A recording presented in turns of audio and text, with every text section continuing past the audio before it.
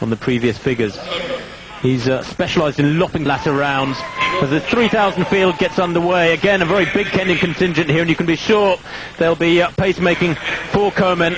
He'll want a pace of around 59 seconds per lap, I would thought, to set him up for any attempt at the world record, Steve. Well, I'll take my hat off to him if he's even going for it here, because he just looked so tired in Berlin the other night, and the man is just churning it out, and again he's slotted in there. He looks as though he certainly means business again. One thing in his favour, the wind, I was just looking at that red flag just at the start there, and the flag certainly has dropped, so the breeze has certainly dissipated from what it was earlier on. So it won't be too much of a problem for them in terms of going off hard, but this is a tough record. It's a really hard record to go for, and he has been churning out some hard races, and you just wonder where he's getting the energy from.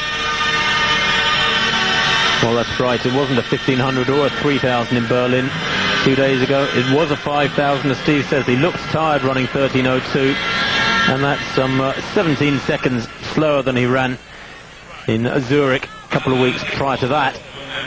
And has to be running on tired legs here, but Kisang and Kosgei running a very good pace here, indeed a very fast pace indeed, Steve, way below 2-minute pace for 800 metres, as we see Kravets receiving her prize for that victory in the long jump. There was a 57, and the clock didn't stop, but look at it, 57.5 first lap, which is either silly or Komen has asked them to go through particularly quick. There's Kravets, as he said, confirmation there with that win from the second round jump at 6.99 in the first round effort of Ajunwa, the Olympic gold medalist in the long jump.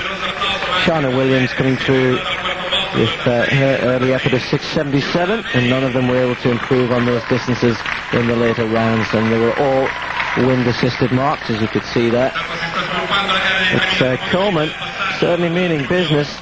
They've gone through 800 in, well, you can hear that, 1:56, that is fast. The understatement of the year, I think, from Steve Cram there. 1:56 at 800, Steve. I mean, this is virtually world record pace for 2,000 metres, never mind about 3,000 metres. It is around 3:50, 3:52 pace for a mile.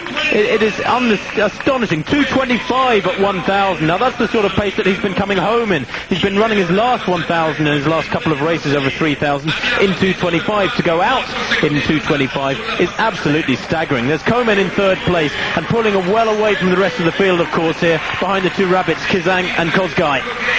Well, I just hope that they haven't killed this off for him. I mean, he's obviously decided he still feels like he could go for fast time here, but 2:25 is, well, it's not suicidal, but I mean, it is really way inside the sort of pace that's possibly required. A couple of seconds too fast, and he may well pay for that in the later stages, but it's up to Kosgei to try and keep things going for him. Of course, Komen probably is going to be left out in the front with maybe 3 or 4 laps to go on his own, and that's what happened the other night. Once he was out in front, he wasn't able to maintain the pace they were running. They were well up on world record schedule in Berlin through the first 3 kilometres, and then he got tired and faded away fairly badly. Let's hope that's not going to be the same result from here tonight, because look at that, a 57.6 lap. Goodness me, they're getting faster. Well, we've seen 57.5 seconds for the first lap, 58.5 for the second lap, taking them through 800 and 1:56. They went through 1,200 and 2:55. They're heading for a time here at 1 mile, or at 4 laps, of around 3:55. This is quite astonishing, way inside any splits that have ever been recorded before at these sort of stages. When he ran so close to the world record in Monte Carlo, he was 2:27 at 1,000 and 4:56 at 2,000. Well, he's gone through the mile there, Steve, in around 3:55, 3:56. I've never seen anything like this, and yet Komen there in second place, looking reasonably relaxed, looking quite sprightly. He has a very deceptive stride, long raking stride with a good range of movement. He brings his heels up very close to his buttocks at the back, which means that the stride length is very long, even though he doesn't look as though he's bouncing too much. Well, you got to hand it to Kosgei here. He's doing a pretty good job, John Kosgei, 59.91. He's certainly keeping it going, and as you said, Komen at the moment doesn't show any signs of slowing down too much, although this is where it really starts to hurt. That first mile, probably somewhere around about 3:54, 55, as you said, just remarkable running. I mean, a lot of milers would be happy with this, but he's keeping going, as you said, 2,000 metres. Any time anybody used to get into 5 minutes, it was considered good running, and look at Komen, he's now going past Kosgei. This really is remarkable.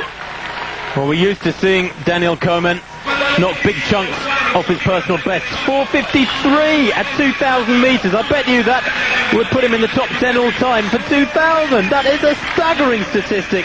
But last year, Komen knocked some 24 seconds off his personal best for 5,000. This year he's gone ahead and knocked another 11 seconds off it. Here at 3,000 he's done enormous damage to his personal best. It was 7:38 at the beginning of the season. He's run 7:25 and he's heading for a time here. If he can just maintain this pace over the next couple of laps, Steve, 58.3 there for a time well inside Morsley's world record figures. He's got to be running on tired legs now. But look at him, bouncing along there. The stride length is still strong. Works hard with the arms. He just has this beautiful, relaxed, balanced action. The arm action almost makes it look as though he's running like a sprinter. But then, of course, he's moving here at around 57, 58 second per lap pace. But look at the face. Nice and relaxed and in control.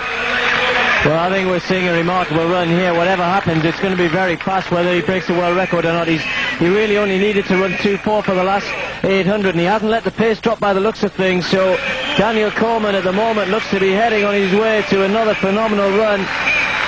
7:25.11, as Tim said. He missed it by 500th of a second this time. He's only got 500 to go. You look at what the clock is at the bell and work out what he'll have to do on the last lap. He certainly doesn't look to be tiring at the moment, as Tim said, still looking relaxed. If anything, he seems to accelerate approaching the bell there, Steve. We all know middle distance runners that you get a huge boost when you go through the bell, knowing you're on the final lap. 59.7 there to that penultimate lap. And heading down round the penultimate bend now is Daniel Komen, surely on the way to a world record. The crowd realise it.